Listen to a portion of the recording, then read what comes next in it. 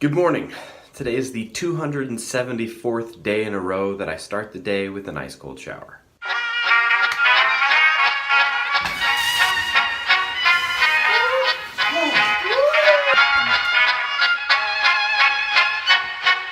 Klappat hakten alla Guldfest hela dagen Mjöl från livets grottekvarn Guldfest hela dagen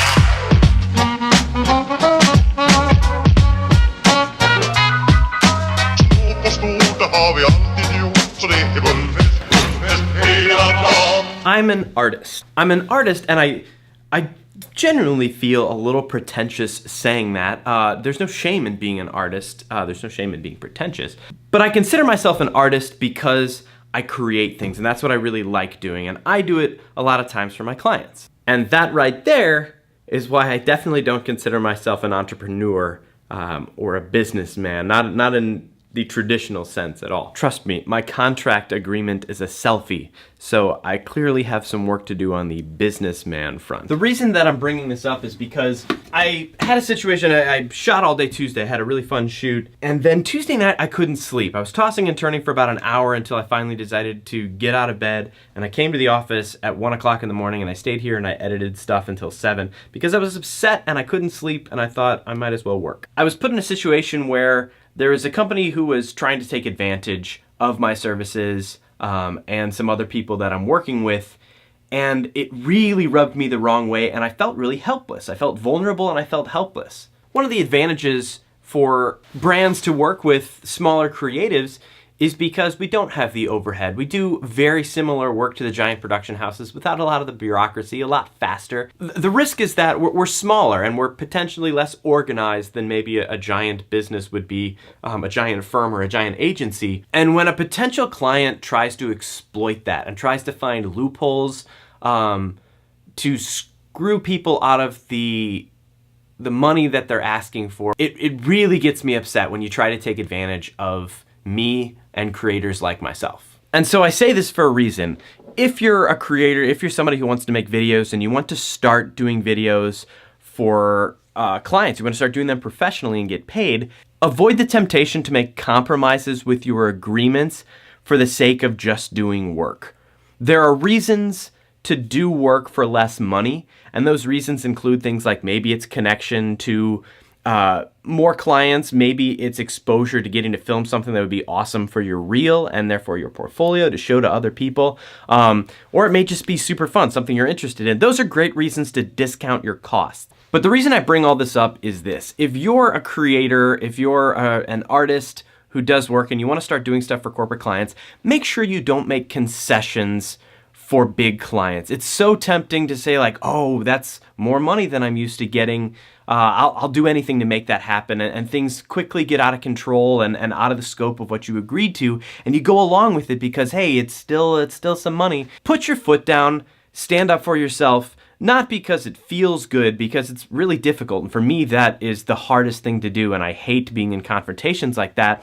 But it so quickly gets out of control and it becomes a habit, and you let it happen once and then you do it again and again and again. And before you know it, you're in a situation where you can't sleep because you let people walk all over the business side of you so that you could try to give attention to the artist side of you. So make sure you strike a balance, get things laid out properly, find tutorials, find mentors to make sure that you're covered, and accept projects that are fun. Make sure the companies that you work with have core values that align with your core values, because you'll quickly find out that it's going to be a difficult relationship if their goals are in stark contrast to what you're trying to accomplish with your business and your life. My point is this: there are a lot of awesome companies out there. Don't work for one that doesn't appreciate you and what you do. In contrast to the rough night that I had Tuesday night, and how tired I was all day yesterday because of it, today started with two very happy notes. I woke up and the top 2 emails in my inbox, in just the 2-line preview that my iPhone gives me, one reads, "Sean, your mix is really fantastic. You are a video wizard. I would ... and then it cuts off. I read that, and then the email directly below it said, "Okay, so I love these," in response to some drafts I sent. So I like starting my day with some positive feedback, and I like knowing that my work is appreciated by the people I enjoy working with. My mom stopped by to leave her car here to Uber downtown. Hi, Mom. Hi, Sean. How are you? I'm wonderful. I don't feel like parking downtown. We have a very close relationship. That's why I keep this fence between us. Bye-bye. Hello, Uber. Hello. Is he actually there? Vad hakten alla Guldfest hela dagen Mjöl från livets grottekvarn Guldfest hela dagen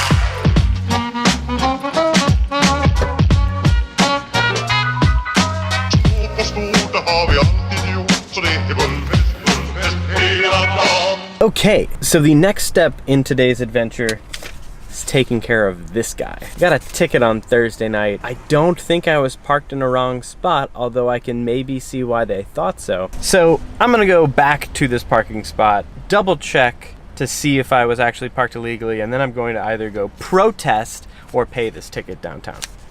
So here's the issue. I was parked here in front of the no parking sign just like I am now, but what I didn't notice was there's also a bus stop sign here. Now, the curb doesn't change colors. There's no other, the bus sign says nothing about the parking situation. The only thing we have to go on is this no parking sign, which would seem somewhat arbitrary to put it here if you couldn't actually park. Like, why not just put this same no parking sign on the sign with the bus, and then everyone's happy, no one gets in trouble. But I feel like they're baiting this spot, and I took the bait. I came here to shoot this and show that the signs are somewhat of a discrepancy, and I guess it's not a good sign that no one was parked here because maybe other people knew it wasn't a spot, but we'll see. I feel like I have a strong case. I've got some photos, and we're gonna take it to the parking office and see what they say. I'm at the City of St. Louis Parking Violation Bureau, and gonna go see what they have to say about this. I'm not gonna bring the camera because I feel like that's just a quick way to make people hostile. You don't want a camera in your face asking about whether or not this is a good violation. We'll be courteous with the camera. Okay, I just went into the Parking Violation Bureau. The woman was really, really nice, and I asked if I could protest, and she says basically you just make an appointment with the hearing officer. And so I have a hearing appointment on the 13th to go over my parking violation and explain why I don't think I was in the wrong. And as I sit here, I can see a bus stop across the street, and I want to show you this sign because I think it proves my point, a little bit anyway. See, now that's a pole with the bus stop sign and the no parking sign on the same pole. Very clear that you shouldn't park here, and even though the bus stop sign doesn't say on it no parking, the no parking sign sure does. Furthermore, the woman said that with the bus stop you can't park within 2 to 3 car lengths, which is kind of ambiguous, and when nothing was marked for that, the curb wasn't marked, there's no sign that says not 2 to 3 car lengths, it's a bit more ambiguous. Printer is set up, errands are done, parking hearing is scheduled. I'm gonna run home and get Maya and then come back here and work for a couple more hours. That's that. Thanks for hanging out today. Vad hakten alla Guldfest hela dagen Mjöl från livets grottekvarn Guldfest hela dagen